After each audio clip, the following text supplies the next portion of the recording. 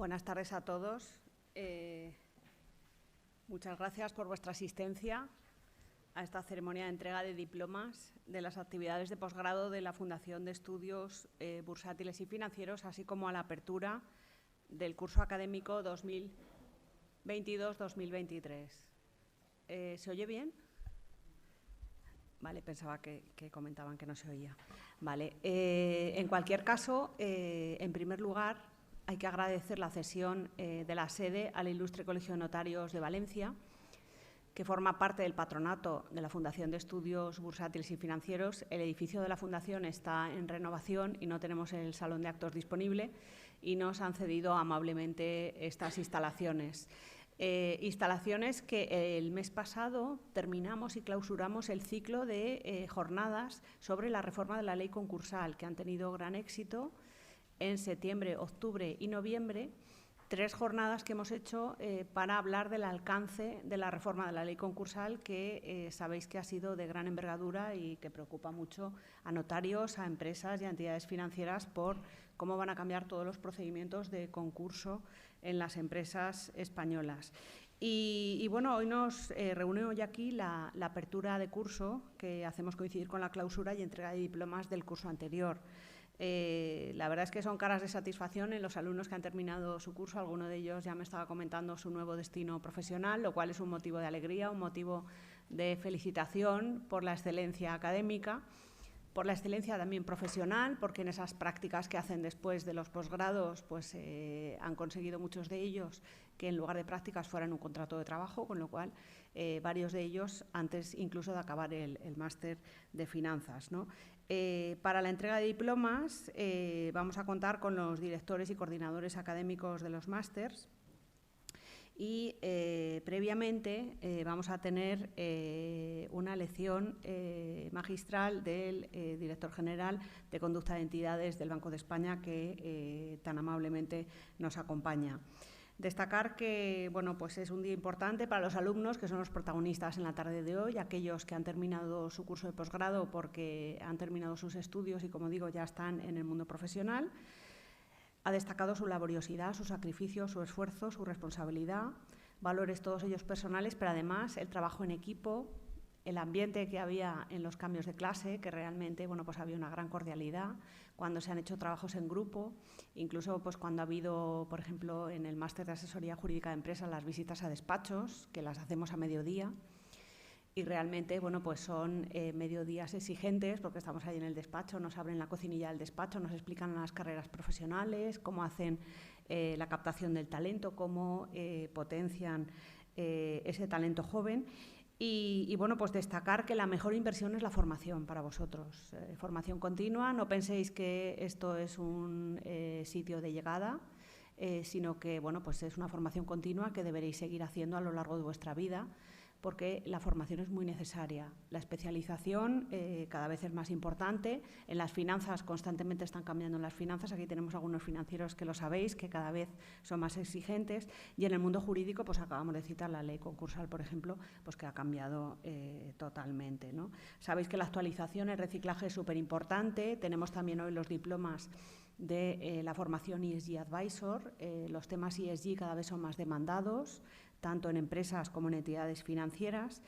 Y desde la Fundación, en aquel giro que hicimos con la pandemia mental, todos los españoles, bueno, pues realmente se empezaron a programar actividades de sostenibilidad, y en la Fundación tenemos 3. Tenemos el ESG Advisor, que dura un mes, son varios fines de semana intensivos, algunos de vosotros ya lo habéis cursado, realmente es exigente, pero todas las materias son muy interesantes y no sé cuál es más importante, si los temas medioambientales, los sociales, los de gobernanza, realmente todos son muy importantes, y nos gusta decir que no son solo 3 letras, que es el alfabeto necesario para cualquier empresa y para cualquier entidad financiera hoy en día.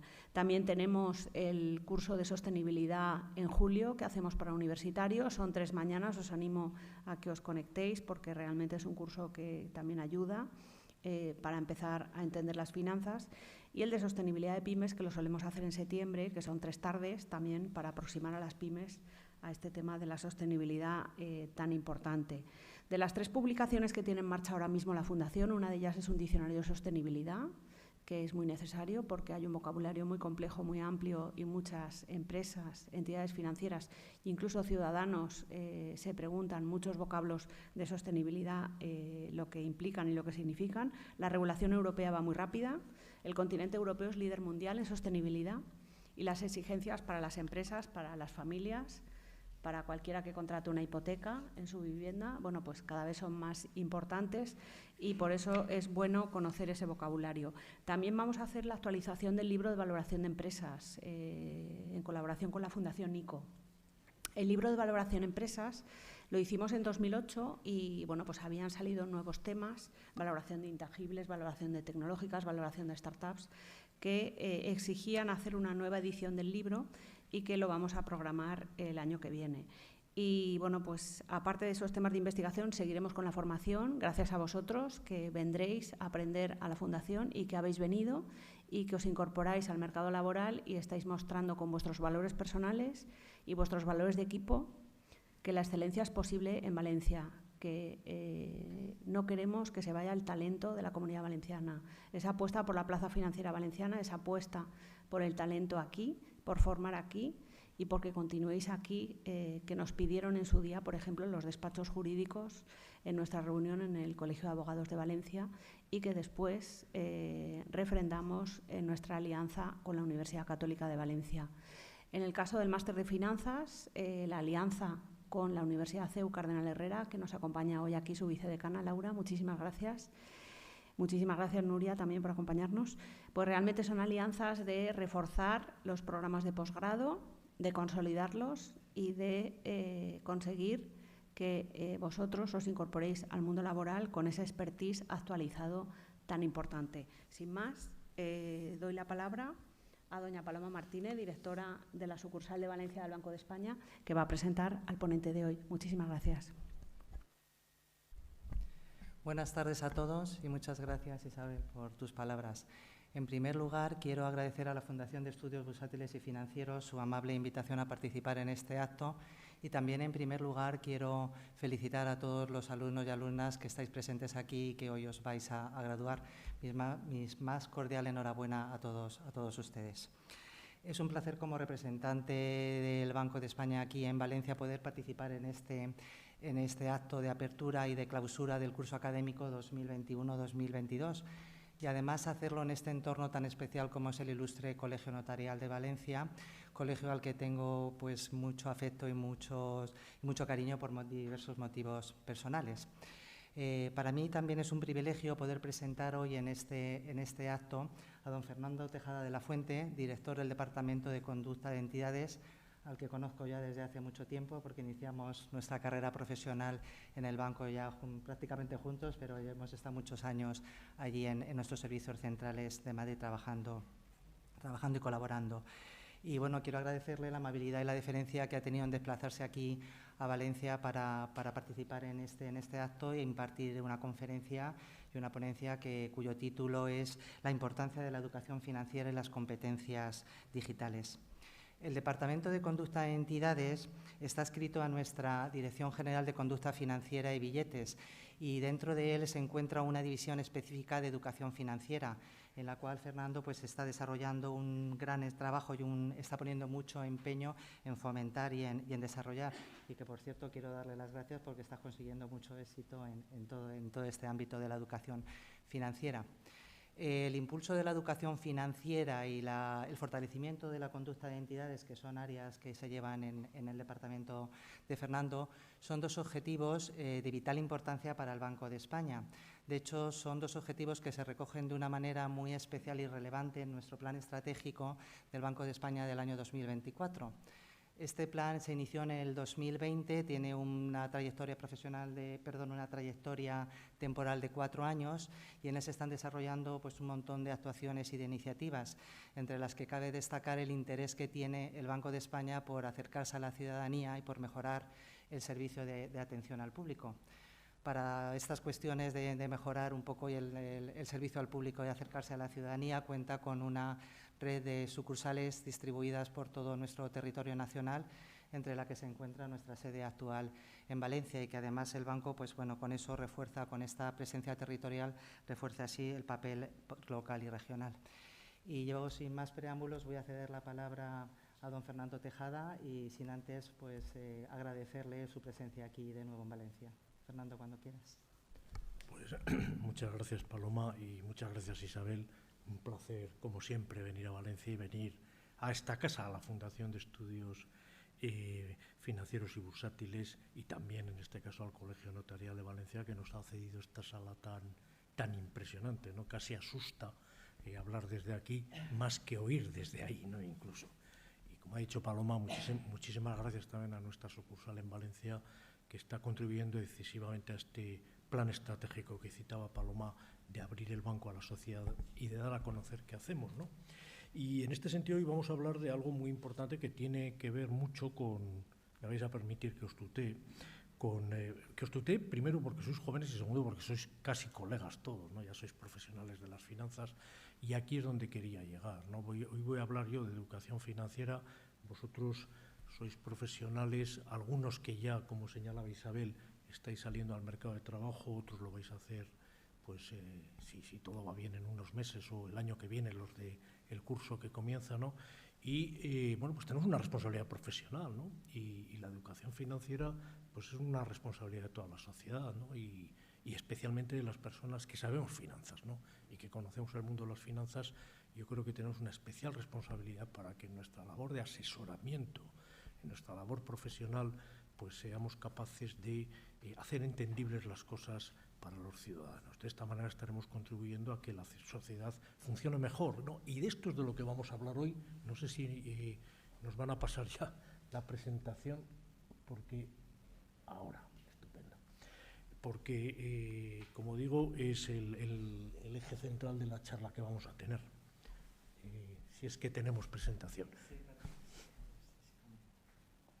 Esto, la máquina está pensándoselo todavía. Bueno, mientras tanto, bueno, quería por supuesto dar la enhorabuena a la promoción que vais a recibir este año, los diplomas, dar la bienvenida a los que empezáis esta singladura. Estáis en las mejores manos que podéis estar, los de la Fundación y los de las instituciones académicas que soportan y que dan de alguna forma el marchamo a los másteres que estáis siguiendo.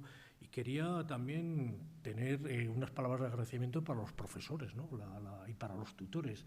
La labor de profesorado no es fácil, no es sencilla, es dura, y bueno, pues yo creo que los profesores, no solo en el ámbito de la universidad de posgrado, de la posuniversitaria, sino también en la enseñanza primaria, en la secundaria, bueno, hacen un papel importantísimo para la sociedad, ¿no? La educación, volvemos a hablar de educación, es fundamental para que crezcamos como personas y como sociedad.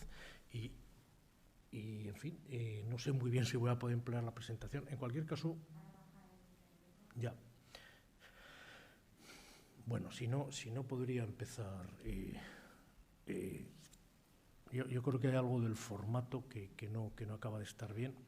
Bueno, la educación financiera, como decía, es una preocupación de los reguladores y de los supervisores del mundo financiero desde hace bastantes años.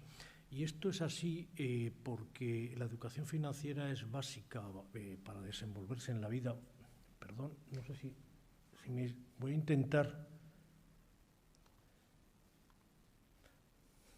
No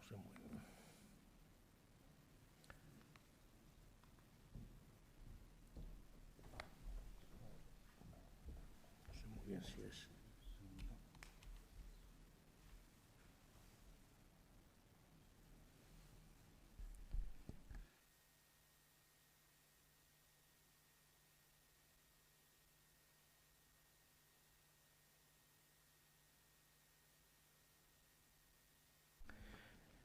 La segunda parte de la presentación de hoy va de educación digital. Como veréis, esto me hace falta bastante, ¿no? Porque mis capacidades digitales están quedando en entredicho. No sé las financieras, pero las digitales, desde luego, están quedando en entredicho. Yo creo que esto ya está más o menos funcionando, ¿no? A ver, yo creo que sí. Esta la presentación. Ahí. Estupendo. Bueno, pues muchísimas gracias y no, es que al darle al modo presentación se va, por alguna razón que desconozco. Bueno. ¿Y si se deja en modo presentación? Sí. A ver, un segundo. ¿Cómo está el modo presentación? Sí.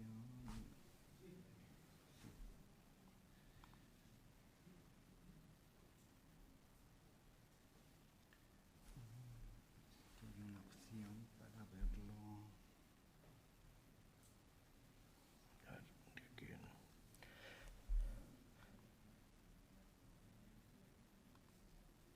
Eso, ahí sí.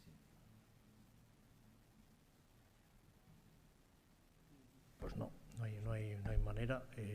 Lo vemos en modo simple. No sé si se va a ver suficientemente bien, pero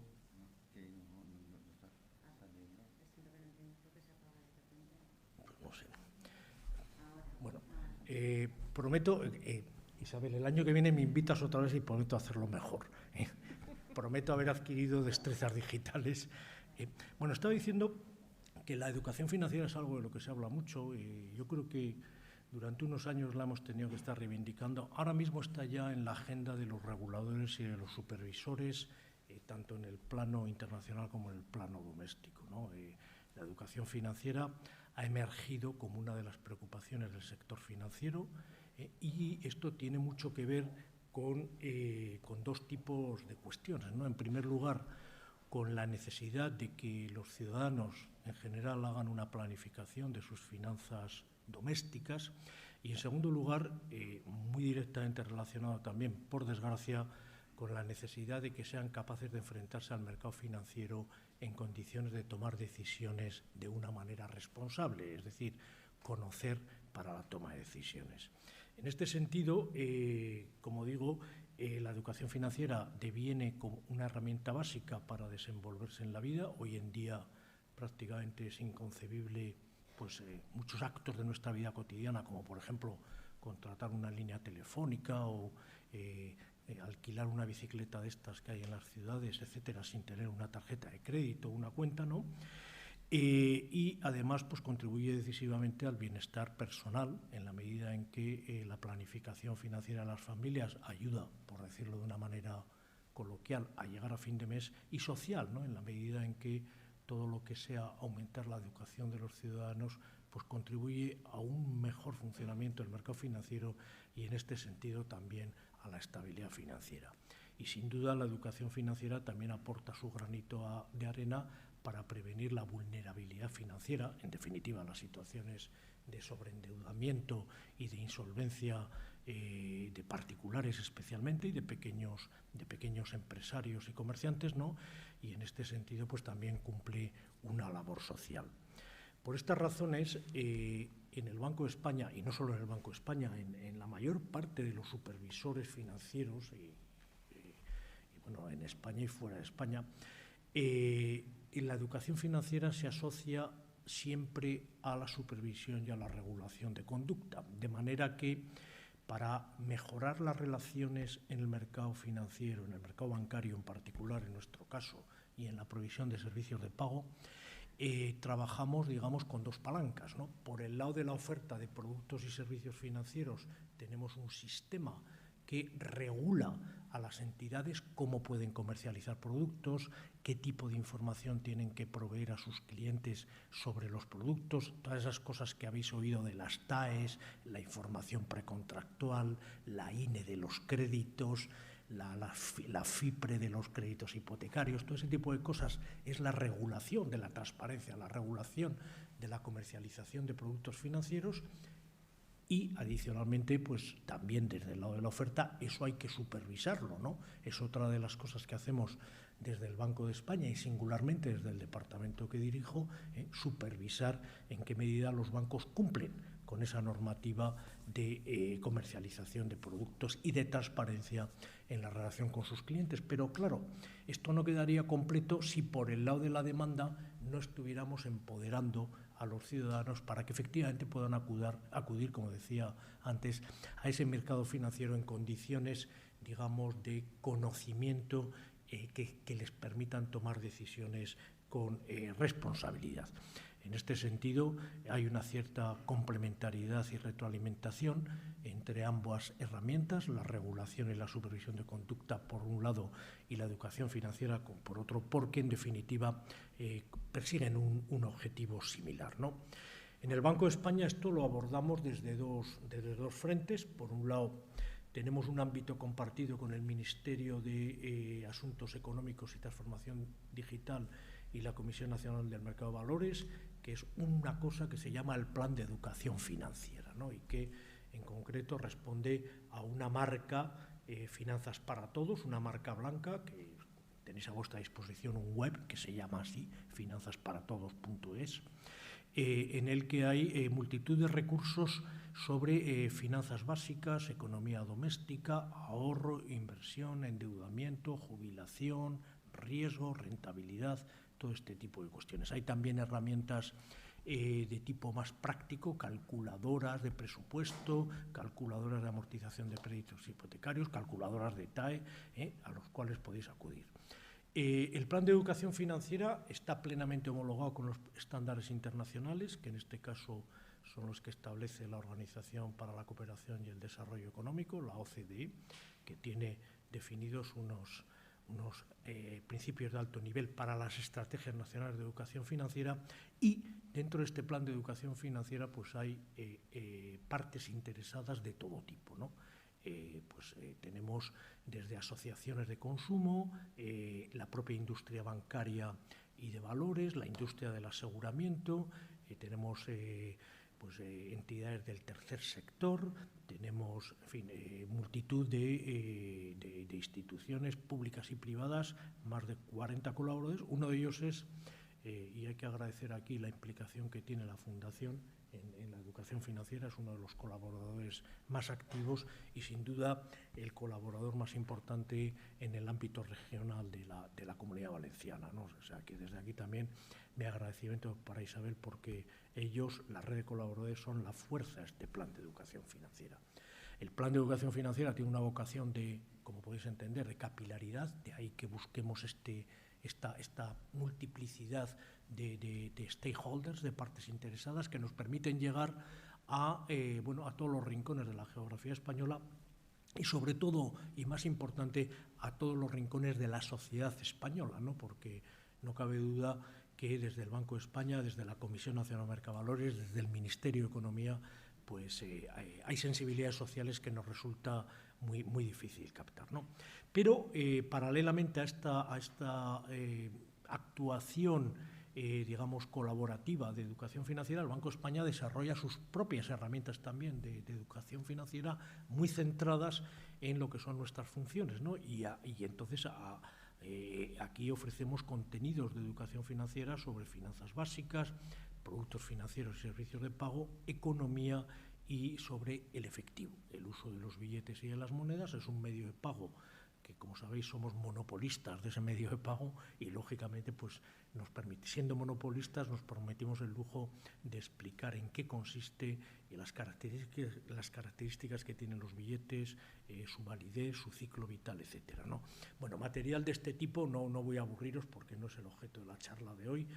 Como os digo, Finanzas para Todos hay un web de referencia. Con respecto a las actuaciones del Banco de España en materia de educación financiera, pues bueno, también en el propio web del Banco de España, bde.es, pues hay un portal del cliente bancario y un portal educativo donde tenéis muchísima información sobre esto. Ya que menciono la educación, no quiero también dejar de pasar sin mencionar, dentro de las actividades que realizamos en educación financiera, la importancia que tiene para nosotros el programa escolar y el concurso de conocimientos financieros, ¿no? Como en todos los ámbitos de la vida, la educación temprana es la mejor educación. Esto vale desde montar en bicicleta a nadar y pasando por el inglés o por una habilidad musical. Es decir, que lo que se aprende de pequeño, ahí queda, ¿no? Y entonces, bueno, la educación financiera creemos que es algo que tiene que estar implementado en los currículos escolares, y en este sentido el plan de educación financiera tiene firmado un convenio de colaboración con el Ministerio de Educación, Cultura y Deportes, en virtud del cual, por un lado, colaboramos al desarrollo curricular de la educación financiera y a su inserción en los planes de estudio. Esto es una tarea que es, de alguna forma, one-off, a raíz de la ley de la última ley de educación. Bueno, pues ha habido unos reales decretos curriculares y posteriormente los decretos que ha hecho cada comunidad autónoma en el ámbito de sus competencias. Bueno, pues nosotros ahí hemos tratado de impulsar la introducción de conocimientos financieros de una manera transversal, porque en el sistema educativo no hay espacio para dar una materia de educación financiera de carácter general en la educación secundaria, común, troncal, porque el día tiene las horas que tiene, los chicos tienen que aprender matemáticas, literatura, historia, geografía, filosofía, física, etcétera, y la educación financiera en España y en todos los países se entiende que es una competencia, que es una materia muy adecuada para insertarla en el programa educativo de una manera transversal, de manera que lo que se fijan son competencias que tienen que adquirir los chicos a diferentes edades, en primaria, secundaria, etcétera, al término de esas etapas, y que bueno, tienen que ir ganando esa competencia en diferentes materias, insisto, de una manera transversal. Habrá cosas que vendrán por el mundo de la matemática, habrá cosas que vendrán por el mundo de las ciencias sociales, habrá cosas que vendrán pues, por otros ámbitos, digamos, del programa educativo. Bueno, por tratar de ir un poco rápido y no ya que he tardado en arrancar, procuraré ser puntual.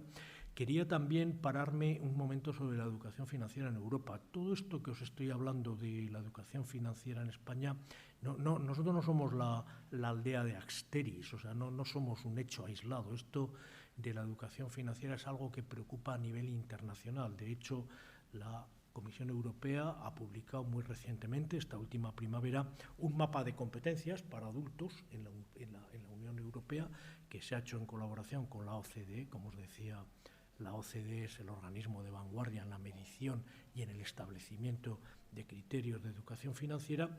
Y bueno, la publicación la tenéis aquí, si alguno tiene interesado se puede acceder desde el web de la Comisión Europea o desde la OCDE. Está también en nuestra web Finanzas para Todos, y básicamente lo que trata es de definir 4 áreas de competencia general para los ciudadanos de la Unión, que pasan por la planificación en las finanzas personales. Es impresionante, pero solo el 35% de los hogares europeos hacen un presupuesto. O sea, el 65% de los hogares europeos funcionan con un principio literalmente de caja. Se ingresa, se mete en un cajón, en una caja, se va gastando y cuando se acaba, se ha acabado, ¿no? Y esto, podéis, vosotros que sabéis más economía que yo, entenderéis que esto, por ejemplo, afecta tremendamente al ciclo económico, ¿no? Porque de aquí vienen pues esas cosas que pasan, que los últimos días del mes se ralentizan los consumos de gasolina, de bares, etcétera, ¿no? Entonces, bueno, la cifra es impresionante, ¿no? También otro bloque de competencias tienen que ver con el ahorro, ¿no? Algo que también desde el punto de vista macroeconómico es tremendamente importante para dar estabilidad a las economías, ¿no?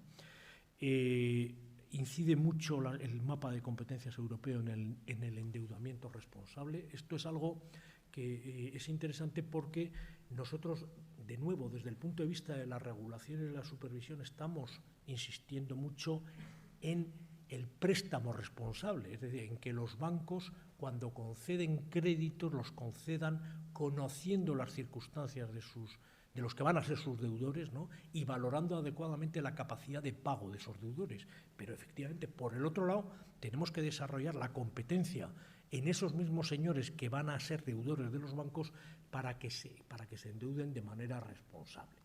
Esto es algo importantísimo porque muchos de los problemas de vulnerabilidad, vuelvo a la vulnerabilidad que citaba al principio, que estamos viendo en la sociedad actual, tienen que ver con endeudamiento, permitirme la expresión, irresponsable. O sea, no, en fin, con endeudamiento, digamos, a través de vehículos no adecuados, no sé, pues tarjetas revolving, a través de intermediarios no registrados o, en fin, sin prestar suficiente atención a los términos del contrato información, por ejemplo, sobre tipos de interés y TAEs, este tipo de cosas, ¿no? Entonces, para trabajar en la responsabilidad en la toma de decisiones económicas, obviamente tenemos que exigir a los bancos políticas de préstamo responsable, tenemos que supervisar eso, pero también tenemos que ofrecer herramientas para que el endeudamiento de los ciudadanos sea un endeudamiento responsable. Y también emerge como una competencia importante la valoración del riesgo en las inversiones. Y aquí, pues bueno, yo creo que vuestro papel está claro, ¿no? En la medida en que una buena parte de vosotros, por lo que he estado comentando, y seguro que con los que no lo he comentado también lo veis igual, muchos de vosotros acabaréis precisamente en este mundo, ¿no? Y bueno, pues esto también es una competencia que el objetivo de la Comisión Europea es que los ciudadanos europeos lo puedan llegar a desarrollar.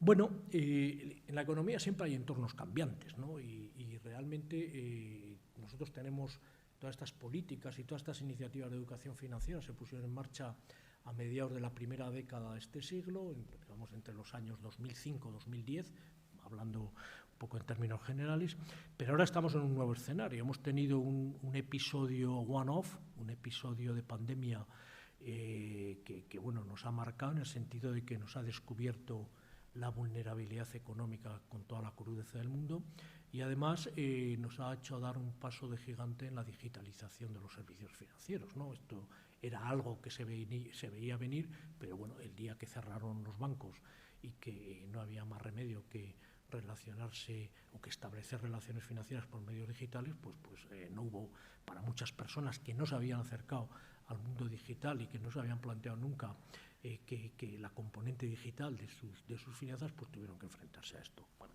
la pandemia se ha pasado, ha dejado su pequeño rastro y bueno, hay otros factores, ¿no? que nos determinan un entorno distinto, ¿no? El primero es la inflación, ¿no? Estos ya vienen para quedarse. La inflación, la digitalización y la sostenibilidad a la que antes se refería Isabel, ¿no? La inflación, el primer problema que nos plantea es que ¿qué es la inflación? Es que para muchos de vosotros es que no sabéis lo que es la inflación, lo habéis estudiado, pero no lo habéis sufrido, ¿no? La inflación, bueno, antes Paloma hablaba de los años que llevamos en el banco. Claro, los que llevamos ya muchos años trabajando hemos tenido créditos al 16, al 17, al 20%, ¿no? Pero claro, es que había inflaciones del 12 y del 14. Esto es un cáncer para la economía, la inflación, ¿no? Es un impuesto tremendamente regresivo, porque afecta, yo creo que es el impuesto más regresivo que hay, porque afecta especialmente a las personas de rentas bajas. Y bueno, pues lo primero que tenemos que hacer es explicar qué es esto de la inflación, ¿no? Esto es que porque las generaciones actuales, mis hijos, ¿no? que tienen vuestras edades, pues que no entienden esto de la inflación. Hemos vivido en un mundo en el que esto no existía, ¿no? La inflación tiene un impacto indudable sobre los precios y sobre las rentas. Esto es una cosa evidente, lo estáis viviendo también y lo estamos oyendo todos los días en los periódicos con los precios de la energía, de los melones, de las sandías, bueno, y aquí de las naranjas, claro, como no voy a hablar del precio de las naranjas, ¿no? Pero es cierto, ¿no? Y la inflación está ahí y tenemos que ser capaces de que los ciudadanos entiendan cómo esto afecta a sus presupuestos, a aquel presupuesto que decía que no hace más que el 35%, pues bueno, tendrán que entender estos drivers, ¿no? Y bueno, pues la inflación tiene un efecto indudable sobre los tipos de interés, ¿no? Ya lo estamos viviendo, ¿no? El gobierno la semana pasada pues ha tenido que aprobar una serie de medidas pactadas con el sistema bancario para aliviar la carga de las personas, en fin, de recursos más limitados, para aliviar la carga que se deriva de un crecimiento de los tipos de interés pues que mucha gente no preveía, ¿no? Y que están endeudados a tipos variables y esto está generando pues un impacto importante en sus economías y en aquellos presupuestos. O sea que un elemento que nos aparece que tenemos que abordar desde el punto de vista de la educación financiera urgentemente es el fenómeno de la inflación. La digitalización, como digo ya, en la pandemia, bueno, esto venía de antes, ¿no? Pero en la pandemia sufrió un avance decisivo y la digitalización plantea muchos retos, ¿no? La digitalización es un vehículo, es una herramienta de inclusión financiera, yo creo que eso no hay ninguna duda, ¿no? Es una manera de acercar los servicios bancarios a todo el mundo, ¿no? Pero también puede ser un camino de exclusión, ¿no? En la medida de que personas, y ahora ya me refiero especialmente a personas de edad avanzada, con limitaciones en sus capacidades o que viven en entornos pues de tipo rural, ¿no? Bueno, pues podemos encontrarnos con gente que ha vivido incluida financieramente toda la vida, que ha vivido integrada en el sistema financiero y que de repente ahora se sienten expulsados, ¿no? Pues porque han cerrado la oficina del pueblo o porque la sucursal que tenía debajo de casa en una ciudad de 4 millones de habitantes, pues también la ha cerrado, y para ir a la más cercana tengo que coger el metro o el autobús y desplazarme durante media hora, ¿no? Y eso a lo mejor no está dentro de mis posibilidades porque soy una persona mayor, que tengo limitaciones, etcétera. Entonces, estos son problemas que tenemos que abordar, ¿no? Y los tenemos que abordar desde el punto de vista de la educación financiera. ¿Por qué? Porque tendremos que incluir en la educación financiera el conocimiento de las herramientas digitales para que sean suficientemente capaces los ciudadanos de enfrentarse a ese nuevo entorno digital. Pero claro, ¿qué problema tenemos? Que muchas veces las limitaciones cognitivas están ahí, ¿no? O sea, muchas veces no se trata de un problema de habilidad digital, sino que se trata de un problema de limitación cognitiva. O sea, simple y llanamente, pues es que yo necesito gafas para ver la presentación, ¿no? Entonces, pues es que estas cosas pasan, se pierden capacidades y a determinadas edades pues uno va necesitando gafas o va sufriendo deterioros en sus capacidades que te limitan mucho el acceso a los medios digitales, ¿no? Esto plantea todo un reto y aquí viene pues todas las medidas que se han impulsado desde la Administración y desde el Banco de España para que el sistema bancario firme protocolos que permitan seguir ofreciendo asistencia y seguir ofreciendo servicios financieros y de pago por medios tradicionales a las personas que lo necesitan. Pero insisto, aquí tenemos también un reto desde el punto de vista de la educación financiera, que es acercar las finanzas digitales a aquellas personas que realmente las puedan utilizar. Y otro reto que nos plantea la digitalización es, sin duda, el fraude. Sobre esto me voy a parar luego un poco porque es un tema que nos preocupa especialmente desde el Banco de España y no quería dejar de referirme a esto un poquito más adelante. Y finalmente, la tercera pata del entorno que cambia y que viene para quedarse es la sostenibilidad. La sostenibilidad tiene que ver mucho con el consumo responsable y esto me lleva otra vez a aquel endeudamiento responsable que hablaba al principio, ¿no? Porque si el consumo es irresponsable, probablemente determine endeudamiento irresponsable, y pues toda la problemática que hay relacionada con las finanzas verdes, ¿no? Con productos financieros que sean promotores de la sostenibilidad y de, digamos, los compromisos, los objetivos de desarrollo sostenible, ¿no? En este sentido, de nuevo, desde vuestra actuación profesional como asesores de inversión, en muchos casos, pues probablemente también tenéis una parte de responsabilidad en que este tipo de principios de sostenibilidad vayan introduciéndose en la gestión de las finanzas, no solo de las grandes corporaciones, que por supuesto, sino también de las pequeñas economías domésticas y de los pequeños empresarios. Bueno, yo creo que por ir ganando un poco de tiempo, esta diapositiva creo que no nos va a aportar nada, son cosas a las que ya me he referido con anterioridad. Sí quería detenerme en esta. Bueno, esto, aunque os parezca mentira, esto es lo que arroja los datos de la encuesta de conocimientos financieros que hicimos en el Banco de España en el año 2016, que hicimos en el Plan de Educación Financiera en el año 2016 y que estamos repitiendo en el Banco de España y vamos a publicar dentro de muy poco. Bueno, pues el panorama no es bueno. O sea, los españoles tienen un nivel de educación financiera bajo. Si alguno estáis interesado, esta publicación os la podemos facilitar también.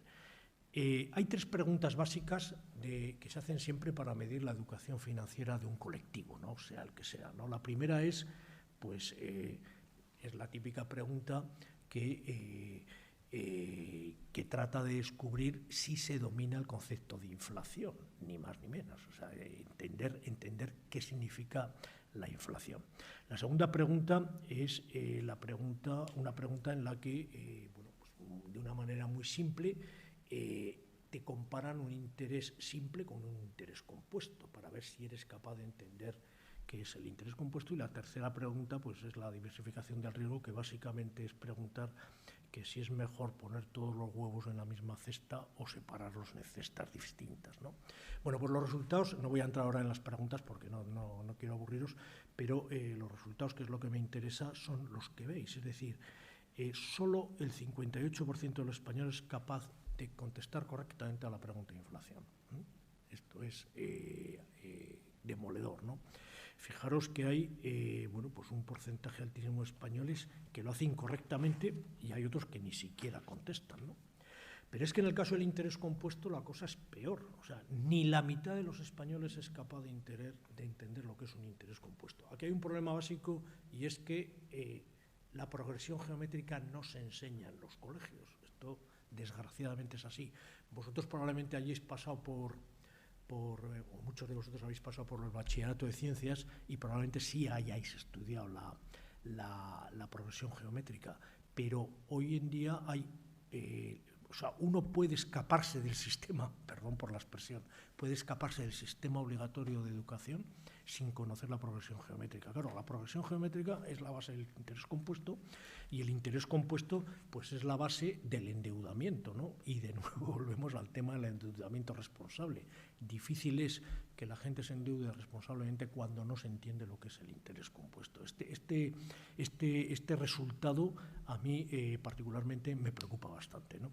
Y luego, bueno, sobre la diversificación del riesgo, digamos que también los resultados no son buenos, son ligeramente mejores que en el caso del interés compuesto, pero en cualquier caso esto demuestra, en la diversificación del riesgo la gente se pierde, ¿no? Por eso la parte de no sabe del 27%, el verde, es tan alta, ¿no? Que se entiende mal esto del riesgo, se calibra mal. Pero insisto que de todos estos resultados, a mí el que más me preocupa, a mí particularmente, es el del interés compuesto. Bueno, esto nos marca un poco la hoja de ruta de por dónde tenemos que ir en materia de educación financiera, ¿no? Y bueno, pues esto nos permite que tengamos que ir haciendo adaptaciones, como muestro en esta diapositiva, a esta nueva realidad que nos encontramos, pues de inflación, digitalización, sostenibilidad, por un lado, y de un conocimiento de la población, conocimiento, digamos, reducido de la población sobre los principales elementos que configuran cualquier decisión de carácter financiero, como son la inflación, la progresividad de los tipos de interés o la diversificación de riesgos.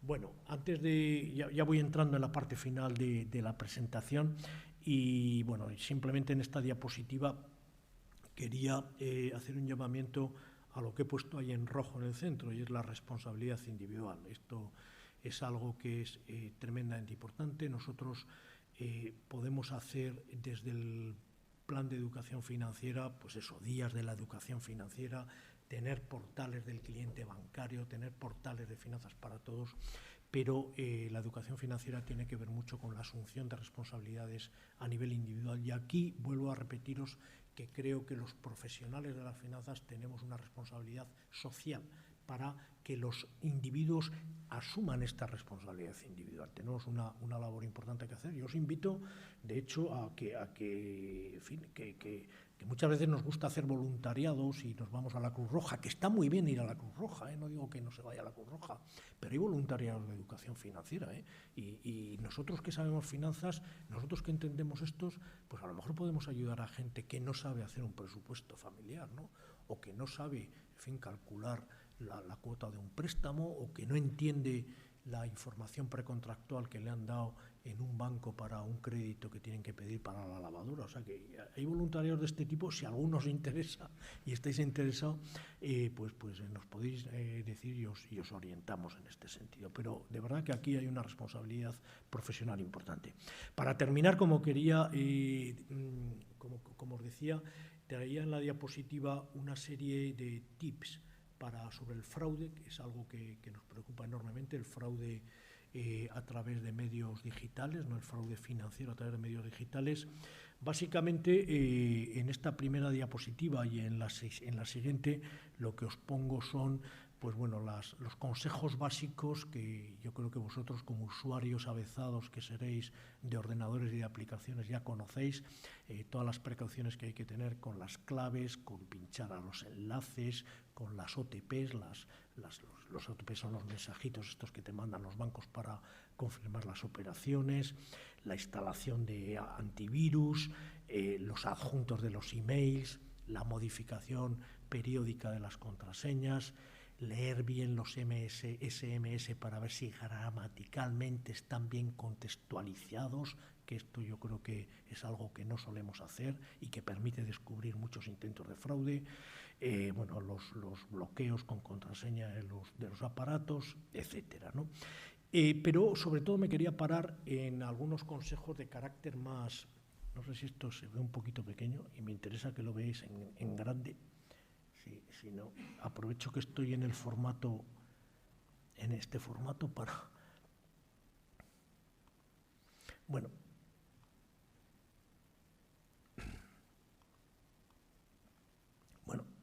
Esto a mí me parece tremendamente importante, con independencia de los consejos tecnológicos sobre contraseñas, enlaces, etcétera. A los que me refiero, hay ciertos tips de carácter financiero que es importante que tengáis en la cabeza cuando os relacionáis con los medios digitales.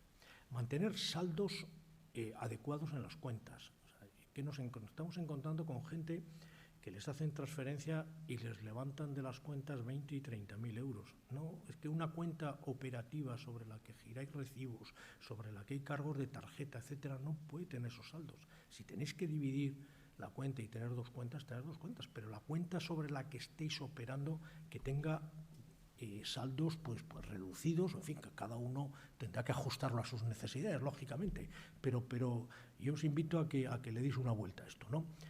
Bueno, consultar si las cuentas permiten descubiertos o no, porque a veces, aun teniendo saldos bajos, si tenéis un descubierto autorizado en la cuenta, los cargos de tarjeta que puedan venir de uso fraudulento van a ir a la cuenta y os van a generar un descubierto que a su vez sabéis que genera intereses deudores, comisiones, etcétera. Luego, revisar los contratos de cuenta corriente para ver si efectivamente tenéis autorizados descubiertos, y si los tenéis autorizados y no los necesitáis, que es el caso de la mayor parte de los que estamos aquí, pues decirle al banco que no queréis, que preferís que os devuelvan un recibo de la luz a que haya un descubierto que os pueda generar un agujero importante, ¿no? Conocer, por favor, los límites de disposición de las tarjetas, que esto es algo que no sé, y revisarlos periódicamente, pues estas cosas que pasan, que uno cambia las ruedas del coche y sube el límite de la tarjeta, pues porque como eran 600 euros, pues y se queda el límite de la tarjeta, ¿no? Estas cosas se tienen que revisar. Más cosas voy a poner ahora en grande la otra parte.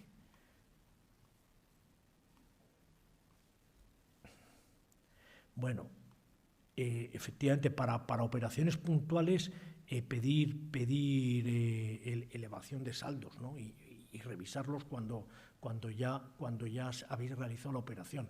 Consultar los movimientos de cuenta corriente con frecuencia. Esto es una cosa también que yo casi diría, ahora que tenéis los móviles y que tenéis todos apps de las cuentas, pues consultarlo cuando vais en el autobús, en el metro, porque esto hay que ir viéndolo, ¿no? Casi a diario, ¿no? Y también utilizar tarjetas de prepago. Creo que es un consejo importante en general para todo lo que sean transacciones electrónicas a través de medios digitales, emplear tarjetas de prepago que se cargan con los importes que necesitas y luego se descargan y bueno, se minimizan los riesgos, ¿no? Yo creo que esto es importante. Bueno, y por terminar, simplemente en esta diapositiva quería pues un poco resumir los focos en los que estamos ahora centrados, ¿no? En cuanto a la educación financiera. El primero sería el ámbito de la educación económica, todo aquello que os he hablado de los tipos de interés, de la inflación, de los precios, etcétera. La vulnerabilidad, sobreendeudamiento, préstamo responsable, medidas de apoyo para las economías de recursos más limitados para que puedan hacer frente a esta situación, a este entorno cambiante al que me refería. La digitalización con los problemas que plantea de inclusión, exclusión y fraude.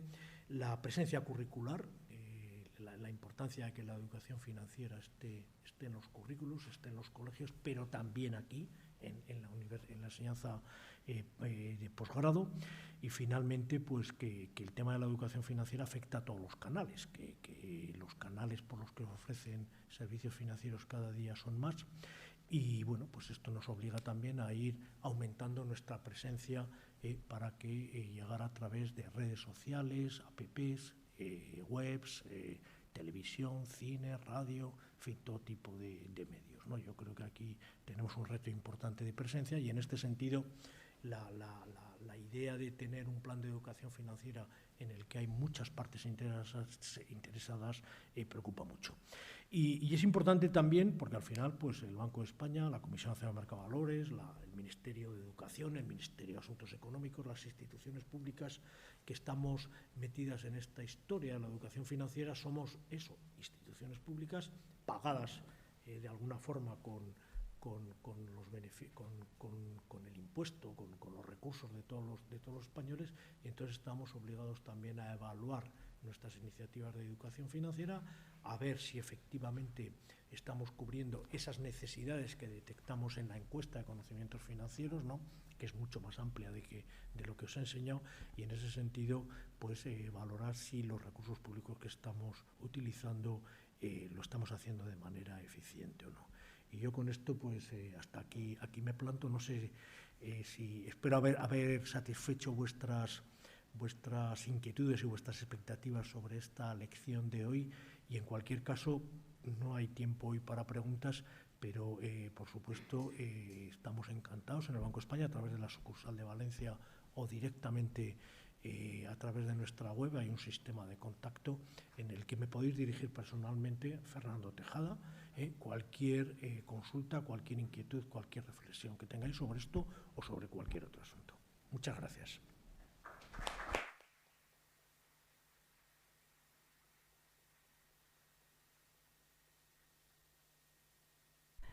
Muy bien, pues muchísimas gracias, don Fernando Tejada, muchísimas gracias, doña Paloma Martínez, por presentar al ponente de hoy.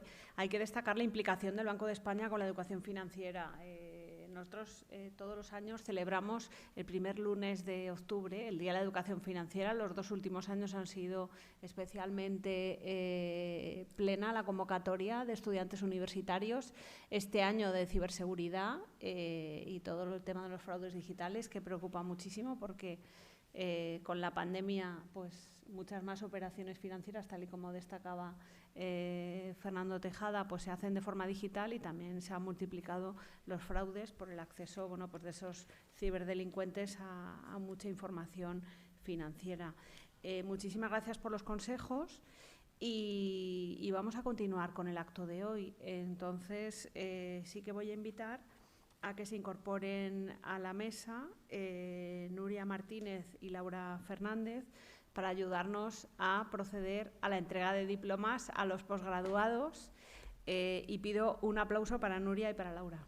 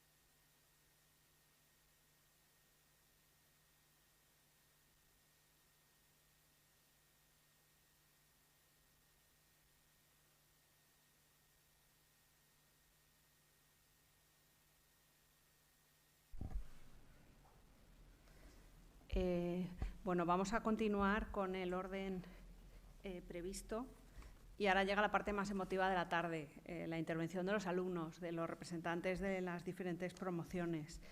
La verdad es que son discursos muy emotivos y siempre sorprenden, con lo cual hoy seguro que con las personas que van a intervenir nos vamos a emocionar y bueno, pues realmente ellos cambian hoy su rol, pasan de ser alumnos a ser ponentes.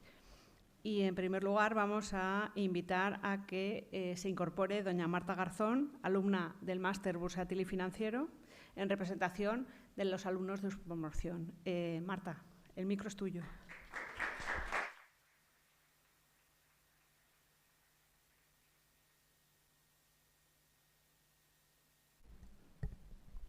Buenas tardes a todos. Estamos aquí reunidos hoy para celebrar el final de un año maravilloso, cerrando una etapa para abrir una nueva. Hemos llegado hasta aquí gracias a nuestro esfuerzo. Esta etapa nos ha demostrado nuestra capacidad de superación y nos ha preparado para los retos del futuro. Pero también estamos aquí gracias al enorme esfuerzo que ha hecho la Fundación para que podamos celebrar este momento tan importante, poniendo, como siempre, todos los medios necesarios para darnos el mejor servicio y para que tuviéramos la mejor preparación posible a pesar de las limitaciones, como ha podido ser la pandemia o en el caso de algunos alumnos, compaginar los estudios y el trabajo. Queremos también darles las gracias por habernos equipado con las mejores herramientas para nuestro futuro profesional. Nos habéis enseñado que el valor de la excelencia radica en todo aquello que ponemos de nosotros mismos, como nuestra motivación, nuestra autenticidad y nuestros valores. También nos habéis enseñado tanto la importancia del respeto por nuestros compañeros como de trabajar juntos para llegar más lejos. De la misma manera, en esta celebración también debemos acordarnos y agradecer a todos los que nos han acompañado en este camino. En primer lugar, a todos los profesores que nos han dejado una parte de ellos en cada lección que han compartido con nosotros, demostrando ser grandísimos profesionales. Además, al igual que nosotros, también han realizado un enorme esfuerzo para adaptarse a todas las dificultades que han ido surgiendo este tiempo de la mejor manera posible, poniendo toda su dedicación en ello. Asimismo, es importante recordar a todo el personal de la Fundación y la Universidad del CEU, a los que nos gustaría agradecer personalmente el trabajo que han realizado este tiempo, así como la paciencia y profesionalidad que han demostrado. En especial a Ángel, por venir cada clase para comprobar que todo estaba correcto y aguantando pacientemente que no nos fuera el wifi ni la pantalla, y a Pascual por sus charlas al terminar las clases para hacernos el camino más ameno. Y de la misma manera, quiero mencionar a todo el resto de los servicios como secretaría, marketing, limpieza y los que probablemente no veamos tan frecuentemente, pero están siempre ahí. No podría terminar sin mencionar a algunas personas muy especiales durante este proceso. Isabel, que para la mayoría de los que hemos aprendido contigo has sido un referente y siempre vamos a recordar tu dedicación para que fuéramos los mejores profesionales. Leonor, por tu dedicación, tu paciencia y por ayudarnos en todo lo que se nos ponía por delante, fuera relacionado con el máster o no. Siempre nos has estado ahí para aconsejarnos, sobre todo tu paciencia por recibir respuesta a los correos. Y Jorge, quizás es con la persona que más hemos hablado este año y ha estado tan pendiente de nosotros. Espero que hayas recibido todas las encuestas. Has tenido infinidad de paciencia con nosotros. Para terminar, quiero agradecer la oportunidad que se me ha brindado al estar aquí hablando para todos vosotros. Para mí es un honor poder representaros y celebrar este día en vuestra compañía. Compañeros, profesores, representantes de la Fundación y, en definitiva, todos los aquí presentes, así como formar parte de esta organización que, para todos los que nos graduamos, deja huella en nuestro futuro profesional y personal. Mi más sincera enhorabuena a todos y os deseo lo mejor para este nuevo comienzo.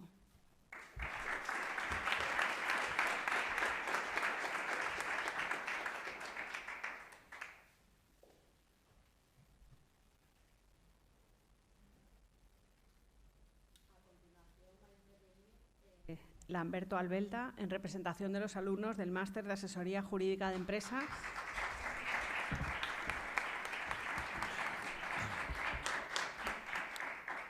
Saludos y bienvenidos, ilustres autoridades académicas, personalidades invitadas, miembros, personal de la Fundación de Estudios Bursátiles y Financieros de la Universidad Católica de Valencia, compañeros, amigos, familiares y resto de público.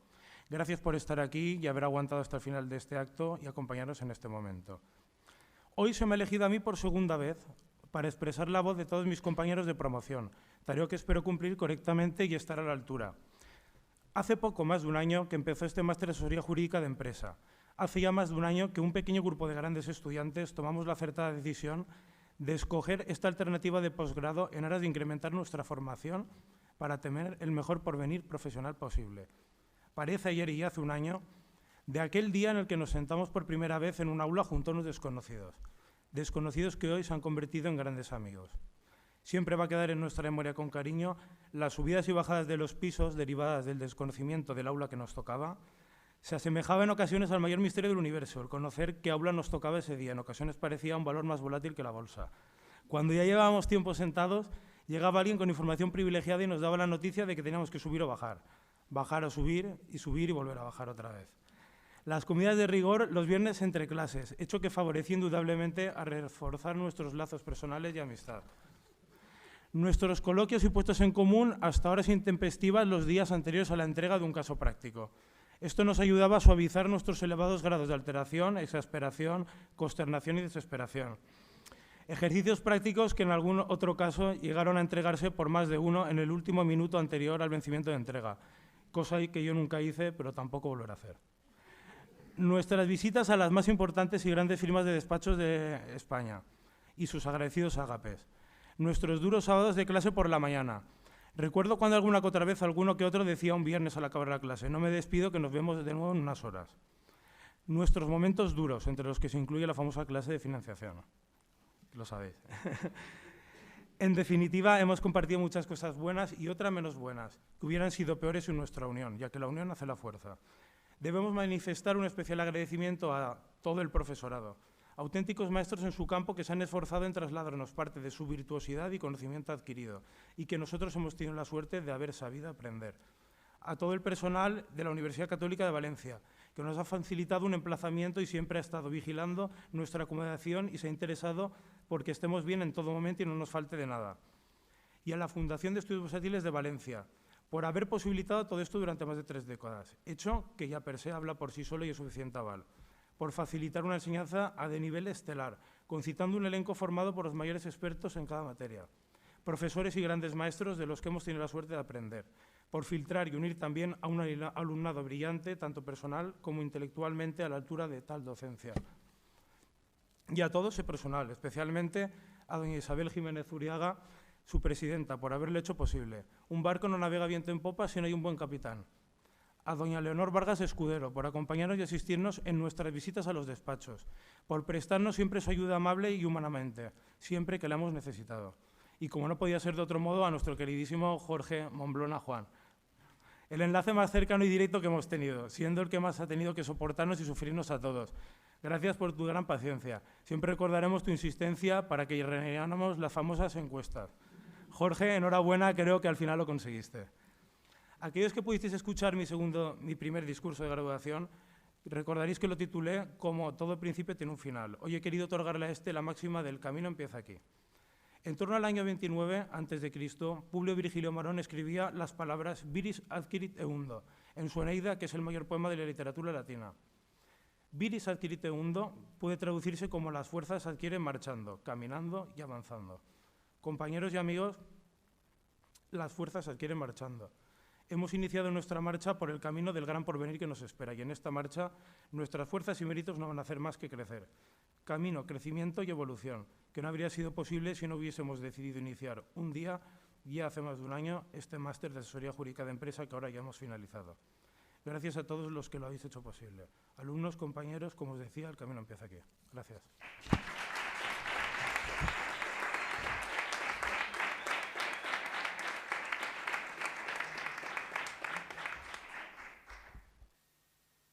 Bueno, habéis comprobado que es totalmente cierto.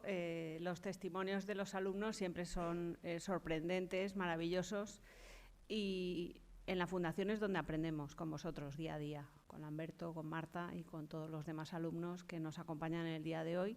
Muchísimas gracias a todos estos alumnos, a los profesores, sin los cuales la enseñanza no sería posible, también a los tutores que dirigís las prácticas y que acompañáis a los alumnos en esa etapa posterior a la formativa. y a los familiares que les habéis acompañado hoy para este acto de entrega de los diplomas, porque realmente los familiares habéis estado allí en un año complicado, que estaban formándose y que bueno, pues han exigido mucho más apoyo de la parte familiar. Vamos a pasar a la parte final del acto y, si queréis, vamos a ir haciendo las fotos de grupo y ahora se incorpora la persona para el discurso de clausura. Hacemos las fotos de grupo por orden. Empezamos por Máster Bursátil, que se incorporen a la escalera, por favor. Yo, si me permitís intervenir, yo pediría también un aplauso para Isabel. Creo que hace una labor extraordinaria de coordinación de estos másteres y además ese aplauso yo creo que es extensivo a todo el equipo de la Fundación. Así que, por favor, damos un reconocimiento.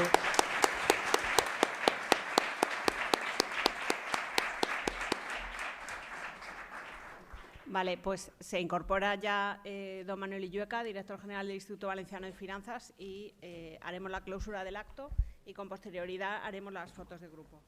No te había visto. ¿Qué tal, Manuel? Bienvenido.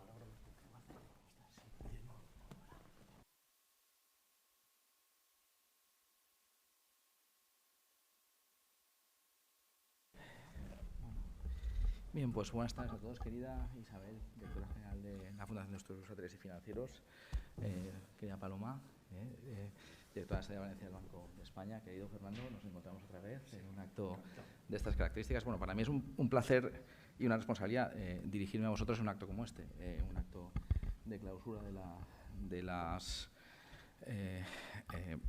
lo que son los cursos de la Fundación de este año, de la Fundación de Estudios Bursátiles. Sabéis que la Fundación tiene una relación muy directa con el Instituto por distintos motivos, ¿no? Compartimos sede, el presidente del Instituto es al mismo tiempo presidente del patronato de la Fundación y yo también pues participo en distintos actos y haciendo pues en fin lo mejor que sé para tratar de ayudar a la Fundación, porque me parece realmente algo fundamental, me parece crítico que hablemos de formación financiera.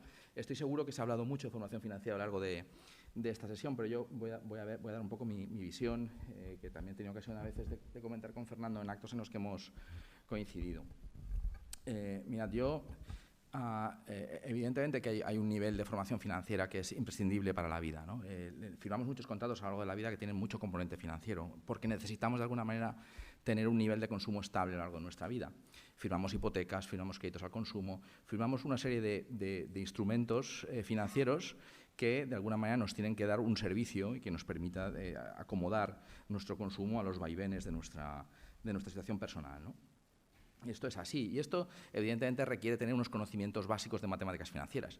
Requiere saber qué es la ley de capitalización compuesta, requiere saber unos mínimos que, por cierto, no son muy distintos de los mínimos que uno tiene que saber para entender los mismos conocimientos jurídicos que uno tiene que tener para comprender un contrato.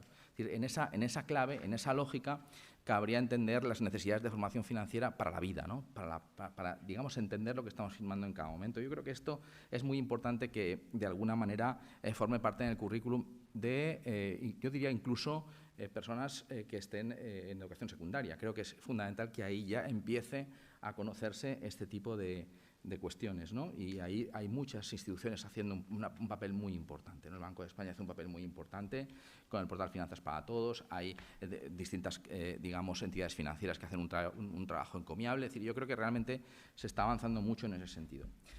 Si bien yo siempre he abogado, y por motivos que voy a exponer ahora, siempre he abogado porque la formación en finanzas tiene que tener algo más que estrictamente los conceptos teóricos técnicos del cálculo, del interés, de saber lo que es la TIR, la TAE, etcétera, ¿no? Creo que hay una cuestión de valores detrás que es imprescindible inculcar para que nos aproximemos de una manera sensata a los mercados financieros. Y voy un poco a exponer exactamente a qué me refiero cuando digo esto.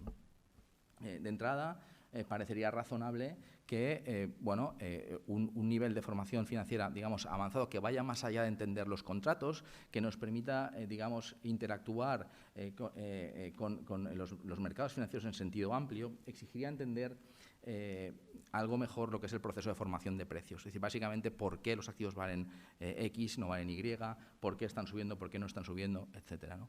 De hecho, muchas veces acusamos la falta de formación financiera situaciones como las que hemos visto recientemente con las criptomonedas, por ejemplo, ¿no? Pero claro, es que el problema de las criptomonedas no es distinto a otros problemas que hemos visto antes, porque vimos un pinchazo de burbuja tecnológica en los 90, vimos el problema de burbuja inmobiliaria en España, una burbuja de activos financieros clásica, con su cúspide, su pinchazo, con los problemas que finalmente conllevó. Hemos vuelto a ver una burbuja de activos tecnológicos también ahora. Desde Estados Unidos estamos viendo cómo se ha cortado el grifo rápidamente a inversiones en startups tecnológicas, etcétera. Y hemos visto, por supuesto, el caso de las criptomonedas, que ha sido especialmente llamativo, ¿no? Siempre que pasa algo así, siempre decimos, no, es que falta formación financiera. Esto pasa porque la gente no sabe finanzas. Claro, siempre lo decimos hasta que rascamos un poquito y vemos quiénes son los que están también metidos en esto y los que han perdido también hasta la camisa en este tipo de cosas. Recientemente había un artículo en El País muy interesante este fin de semana hablando de esto. Notarios, abogados, economistas, gente con un conocimiento superlativo del mundo de las finanzas. Pero ahí están, con las criptomonedas y perdiendo dinero, ¿no? Por tanto, decir que es estrictamente la formación financiera que está detrás, seguramente no.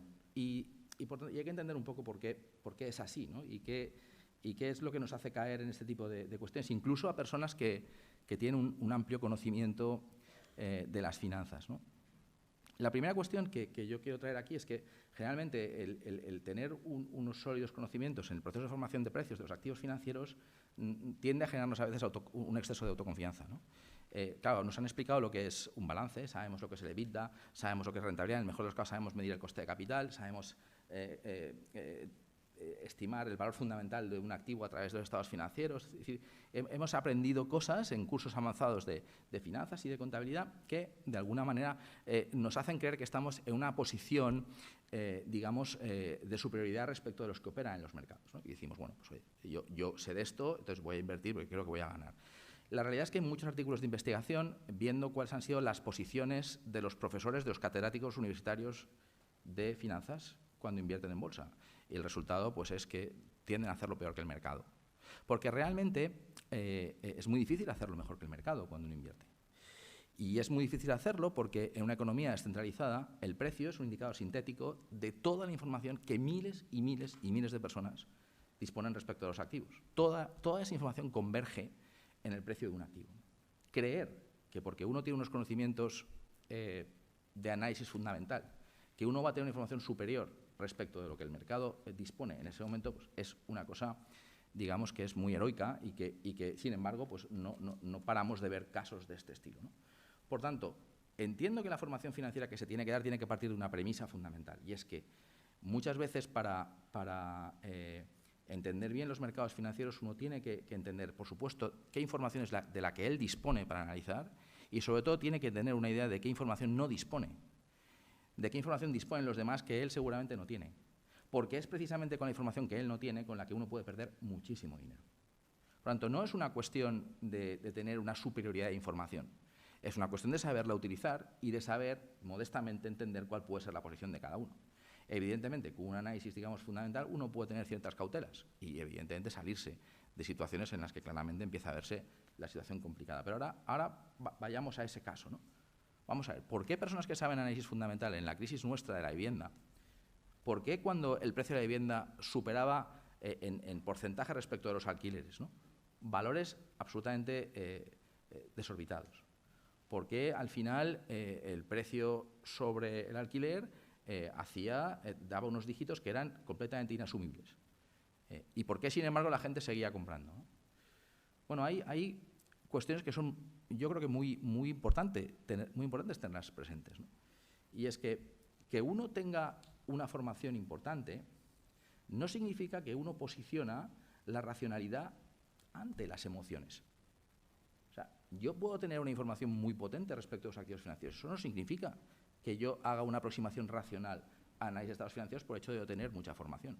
Tenemos muchos estudios académicos que nos dicen una cosa muy clara. Cuando tú sometes a estrés a una persona, la toma de decisiones acaba dependiendo mucho más de sus emociones, de su yo más íntimo, de su de su manera de entender la vida, mucho más, eso aflora antes que la racionalidad de la información de la que uno dispone. Hay muchos estudios de laboratorio, ¿no? Entonces, ¿qué pasaba con la vivienda en este país? Pues uno veía que yo tengo que cubrir esta necesidad básica. Veía que el precio crecía más rápido de lo que crecían sus ingresos y uno empezaba a tener estrés y uno empezaba a tener tensión. Y la gente empezó a entrar en compras de activos completamente irracionales, que con un mínimo análisis desde un punto de vista fundamental habrían desechado esa posibilidad. Pero, sin embargo, la gente entró con operaciones a 40 años, avales de los familiares, etcétera, etcétera, para poder acceder al tema, ¿no? Por lo tanto, hay puntos, hay momentos en los que al final los valores, digamos, son fundamentales, porque si no se inculcan desde bien pequeños, la racionalidad queda detrás de la emoción. Y por eso y lo aprovecho que estáis como representantes del Banco de España, porque tenéis mucha responsabilidad en la formación. Creo, de verdad, sinceramente, cuando uno se dirige a un público más infantil, o sea, cuando queremos adaptar los conocimientos financieros al currículum escolar, es crítico que los valores del buen consumo financiero estén presentes. Crítico fomentar cuestiones como, por ejemplo, autocontrol. Sabemos, tenemos identificadas las pautas del consumo exacerbado de tarjetas de crédito. Son personas que no tienen capacidad de autocontrolarse. Y esto les lleva auténticamente a la ruina. Estas cuestiones se enseñan en el momento en el que uno está formando su personalidad, cuando uno es muy pequeño. Por lo tanto, cuando alguien me pregunta, oiga, ¿y usted cómo vería que demos finanzas en los colegios? Pues, por supuesto, desde el principio, pero ojito con lo que vamos a explicar. Porque lo que tenemos que explicar es autocontrol, valores, digamos, o sea, un enfoque hacia esas herramientas de mucha cautela, entendiendo que hay cosas que seguramente tú no entiendes y que, por tanto, es mucho mejor que de alguna manera las dejes correr y que, desde luego, hay situaciones donde uno tiene que tener un control claro de dónde le pueden llevar, ¿no?, este tipo de exceso de consumo, ¿no? Por tanto, mucho cuidado con esta cuestión excesivamente técnica de la formación financiera, porque al final acaba siendo tan importante o más importante acompañarla de una serie de valores básicos de conducta ante el consumo. Y al final no dejan de ser bienes de consumo que tenemos entre todos que fomentar, porque tenemos un consumo, digamos, responsable, ¿no? Esta es una cuestión, pero bueno, es verdad que la formación financiera, aparte de estas cuestiones, ¿no?, o sea, no debemos esperar que la formación financiera estrictamente nos salve de situaciones de burbujas, etcétera, pero sí debemos esperar que realmente proteja al ciudadano mucho más que lo que lo ha hecho hasta el momento, digamos, la aproximación que el ciudadano ha tenido de manera estándar al mercado. Pero es verdad que hay situaciones donde la formación financiera es especialmente relevante, y yo creo que vivimos ahora un momento especialmente relevante por el cambio de paradigma hacia la sostenibilidad, que es una cuestión que yo creo que también es cada vez más necesaria. Y os lo digo desde la Administración, donde tenemos que lanzar muchos programas donde se fomente de alguna manera las finanzas verdes, sostenibles, etcétera, ¿no? Mira, tenemos un grave problema aquí, que es cómo identificar los proyectos que efectivamente son sostenibles, que efectivamente son verdes desde ese punto de vista, ¿no? Y ahí no tenemos todavía muchos ratings disponibles y tenemos una gran necesidad de profesionales que realmente ayuden a discernir hasta qué punto los proyectos son sostenibles, no lo son, hasta qué punto la entidad financiera pública o incluso privada, porque los privados también tienen cada vez más interés en invertir en este tipo de herramientas, cómo realmente pueden llegar a tener un conocimiento de en qué invertir en estos ámbitos, ¿no? Y ahí creo que formación, como me consta que ha venido haciendo Isabel en estos cursos sobre la sostenibilidad, creo que es especialmente relevante, porque va a haber mucha demanda al respecto. Luego nosotros tenemos mucha, en el sentido de que bueno, hemos estado contactando con distintas agencias para ver qué rating se nos puede dar. Imaginaos lo relevante que puede ser en el caso de la PYME, la pequeña y mediana empresa, tiene muy poca información disponible sobre estos temas. Es verdad que el Ministerio de Industria ha hecho bueno, un papel relevante intentando facilitar unos ratings al respecto, pero son ratings generalmente sectoriales, con poca información específica de la empresa, y necesitamos profesionales que realmente pues nos ayuden a ir desarrollando un marco mucho más participativo, mucho más, digamos, potente sobre el uso de estas herramientas en el ámbito privado y en el ámbito público. En definitiva, a ver, creo, por resumir, ¿no?, la formación financiera es absolutamente esencial, lo es desde la infancia, lo es para ir mitigando problemas vinculados a fallos del mercado financiero, y lo es cuando emergen nuevos paradigmas como este de la sostenibilidad que empieza ahora a desarrollarse, ¿no? Por eso yo, pues, bueno, lo que quiero daros es la enhorabuena por haber participado en los cursos de la Fundación. Creo realmente que es algo que es distintivo en vuestro currículum, que va a permitiros una mejor empleabilidad, que va a aumentar vuestras posibilidades, digamos, de acceder a un buen trabajo en el mercado, y por eso creo que es una muy buena elección. Así que nada, oye, enhorabuena, yo estoy encantado de haberme dirigido a vosotros en este acto y sinceramente, pues, en nombre del Gobierno valenciano, pues os deseo los mejores éxitos. Muchas gracias.